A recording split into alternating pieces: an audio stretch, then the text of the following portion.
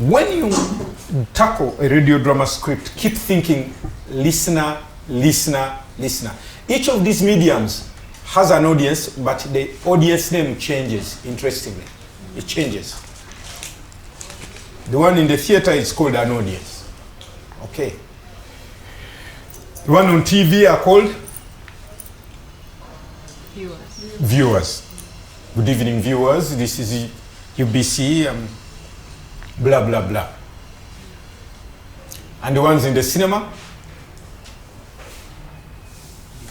Akasha Mall, Metroplex. The audience in the cinema?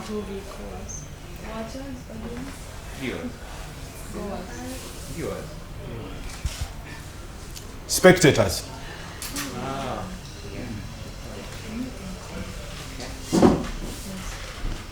Mans is looking at me like, really? Yes, sir, really. Trust me on that one.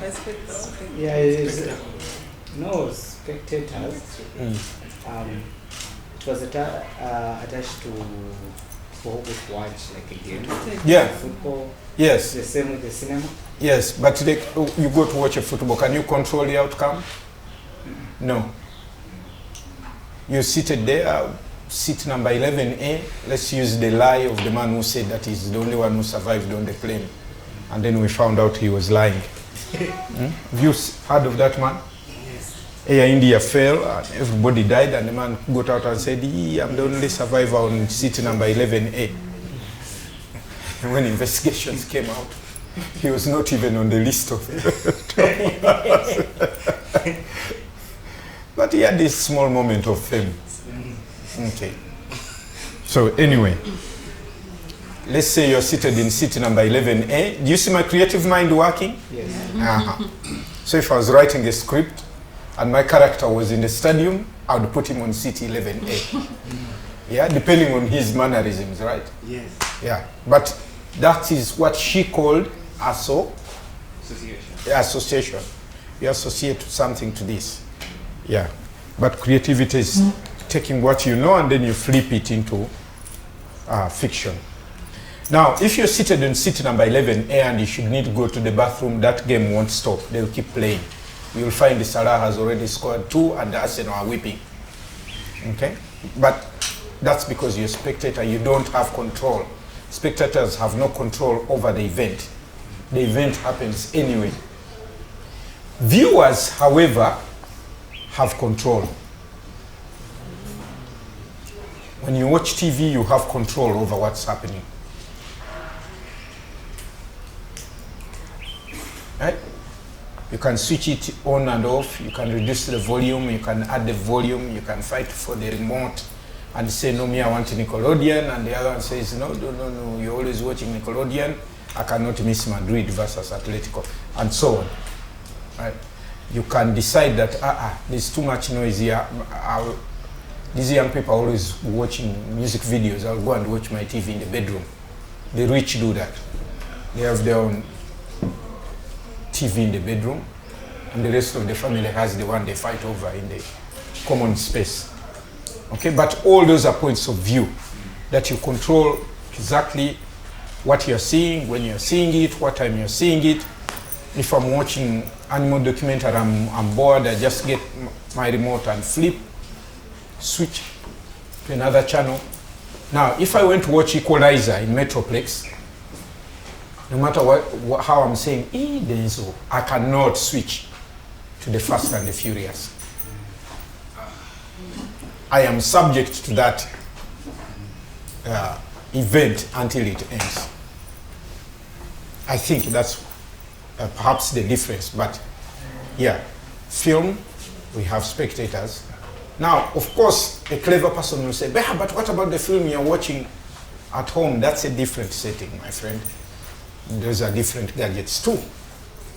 But we're talking about conventional spaces of these things, or traditional. And they're all changing very fast. They're really changing. They're changing in mode and space and style. And so, radio is audio. It is also called audio theater. What that implies, Titus, is that you may borrow theatrical techniques to use in your radio drama project or radio drama script. Yeah. Those that can easily translate to sound. Yeah. You may borrow theatrical techniques. That's why they call it audio theater. And so when you're thinking about your script, the mind is usually, there's the physical aspect, and then there's the psychological aspect. When we talk emotion, we are talking about feelings, but when we talk about physical, psychological, we're talking about being, state of being. Let me speak like Gen Zs. You be hungry. So in the idea of the state of being, therefore, your drama or your script may be psychological, it may be physical, it's your call as the person writing the dramatic script to decide which part. In fact, it's not forbidden to merge both. But it's better to be clear which one you're going for so that your script has as little confusion as possible. In any case, radio drama scripts are usually very short, so there's not enough time to meander, to veer off into all these other interests.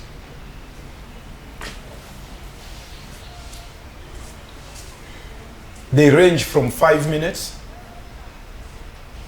to 10 to 15. After 15, I think the next slot is 30. After 30, you have an hour. And an hour is the maximum.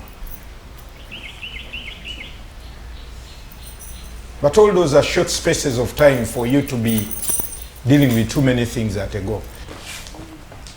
And audiences, according to me, do not like to leave your show feeling stupid. There are similarities and differences between radio drama and stage drama. The common similarities have been given to us by a number of people. I'll give you their names and you go away and do your homework, right? So one of them is called Aristotle, and he recommended 6 ideas in which he argued that if you can do these things, if you understand those things and use them well, your play will work. I believe him. I've tried it, it works. I've tried it many times, it has worked many times. Hollywood does it all the time. It's what Hollywood uses to make money. There's 6 elements, where elements are what? Parts. So his argument is that if you understand those 6 elements and you understand their function properly, almost always your script will work. Tell, don't, show. But I'll explain that in detail. For visual drama, show, don't, tell. For audio drama, tell, don't, show. Theater conventions believe that a play to work well needs a structure, and there are many structures, but the most recommended one, the easiest one, especially when you're at the beginning stages of your career, the most recommended one is beginning, middle, and end. That for a play to make sense, it needs to have a clear beginning, it has to have a clear middle, and it has to have an end, which makes 3 parts, which is similar to setup, struggle, and resolution, right? Radio also borrows that theatrical outlook or theatrical approach to making a play. Sure, radio play needs a good beginning, it needs a good middle, and it needs a good end.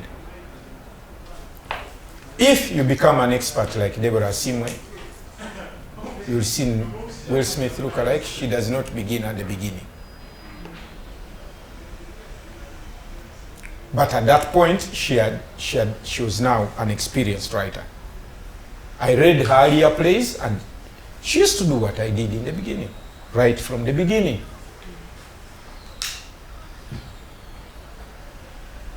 But audiences have become sophisticated, they are smarter, they have read, they have seen so many of the making of this and that, how to, what, they know. So you can no longer really, you have to capture their attention as quickly as possible. Or they will feel that it's not like the K-drama they watched last week. And they have other things to go and do.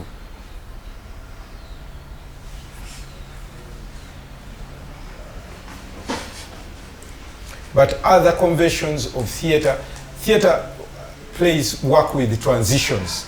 When you transition time from one scene to another, and the theater uses, sometimes it uses blackout or curtains, but sometimes it uses music. African theater uses a lot of music for transitions, shifting from this village to the other. So people dance from one end of the stage to the other, and they have moved 5 miles and reached the other village. And the chief there is welcoming them. Yeah? But it's just half the stage, this way to that way. Right. On radio also, these transitions are important in radio script writing. These transitions are important in order for your script to be interesting. So do not dispense with the transitions of time. They help us a great deal in A, making our story clear, but B, enabling the audience to take in what they have just experienced in scene 1. That transition period, they quickly flash forward or flash back quickly. Ah. So that's what had brought her from the beginning. That man wronged her when she was 8. Ah. This is why she came. So, and then scene 2 begins. Then they now wait to see, what's she going to do? Right? But in those transition periods, audiences process what has happened. Elements of radio. And they are designed specific for radio. It doesn't mean they don't apply in other dramatic writing, but they enable radio drama, actual elements of radio drama. Because if I say radio takes many things. Okay, so radio drama or radio script writing. There are basically 3 principal elements plus an additional 2. Okay. Tim and Gareth, 1 element. Silence. Silence. Signs. Silence. Silence. Okay, that's the hard one, the forbidden one. Why do you start with the hard one? Okay, put it somewhere at the bottom of your page. Put it somewhere, bracket it. That's a difficult one. It's a tricky one, but it is one of the 5 elements. Music and sound. Music and sound, but that's not 1 element. That's 2 of them.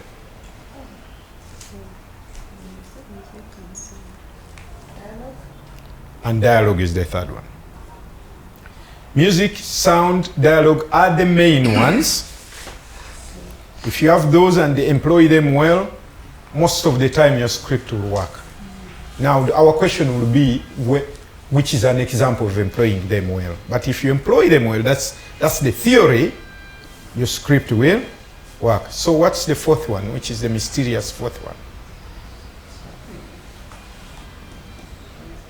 Silence is the 5th one, and it's the most difficult of those elements. What's the mysterious 5th one? Narration. Yeah, good man. Good man. That's the 4th one. Narration.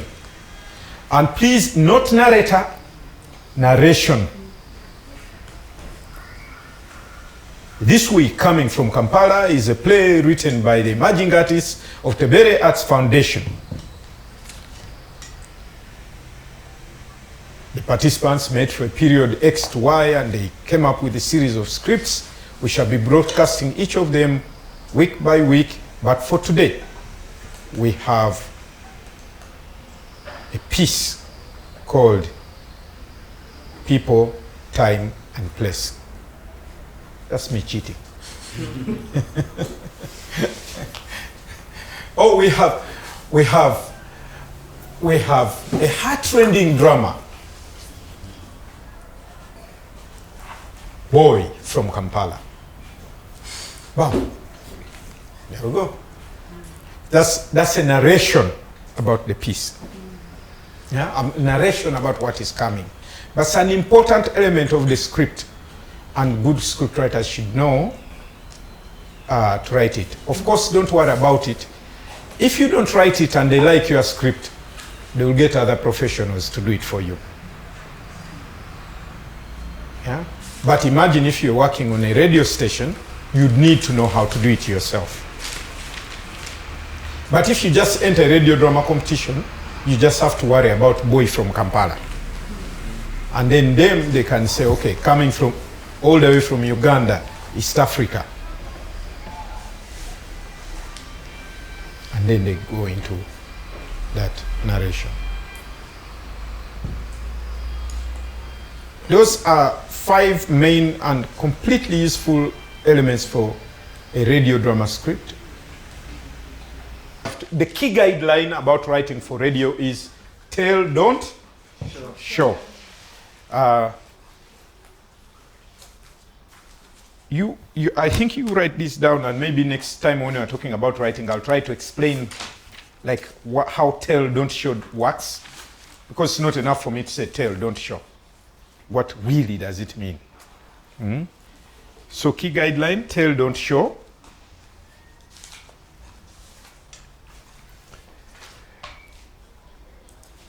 You need an ability to create an image in the audience or listener's mind through words.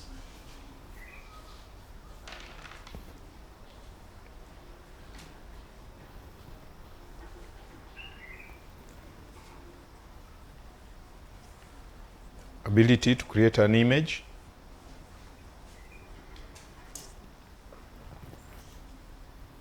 in the audience stroke listener's mind through words. So radio drama or radio script is a very word-driven form of writing. You need characters with particular motives, language, and traits. Particular motives, language, and traits.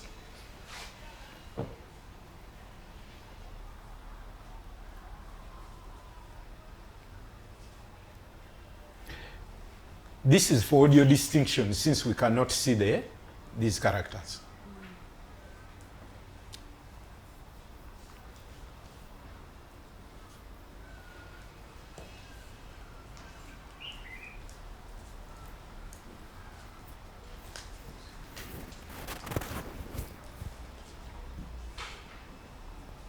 We've already done this. You need relevant sound and song.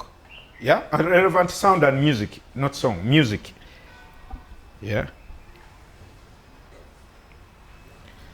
And this sound may be SFX, yeah, sound effects,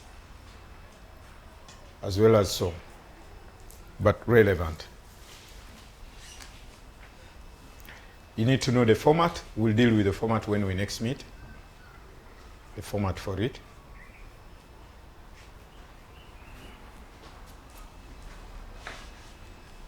Knowledge of radio drama elements, you have some. Please add to what I have told you. Now, Tim Crook goes into the details of what I just told you, but in very interesting language.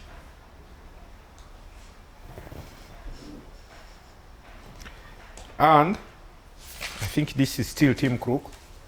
It used to be that you have to start a story slowly, once upon a time, and so on, but time has moved on, people have modernized, the worlds have clashed.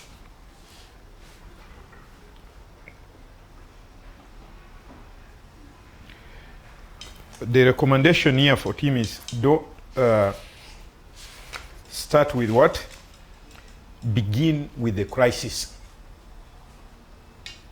Although this is a thing Hollywood started doing in the 90s, so you'd see a movie and you see a city and you just see it, then boom, a bomb goes off. And the movie becomes about why did that bomb goes off? Who set it off? Now what? Yeah? Instead of the old story of where you'd see a man walking into the city with his bag, he greets all the neighbors and so on. That's the old method. So they're saying, start with a bang. Mm-hmm. Then tell the story afterwards. Because you're a generation beholden to excitement. Mm-hmm. So set up, struggle, resolution. Culture, action, dialogue, or situation, action, dialogue. But with that you already have. And this is, I'm going to the physical and the psychological, and I just want to word it like the art of story is exploring the extreme limits of our being. Somebody asked about being a better storyteller. One of you? Yeah. So it's about exploring the extreme limits of our existence, of our being. That's when a story may matter to other people.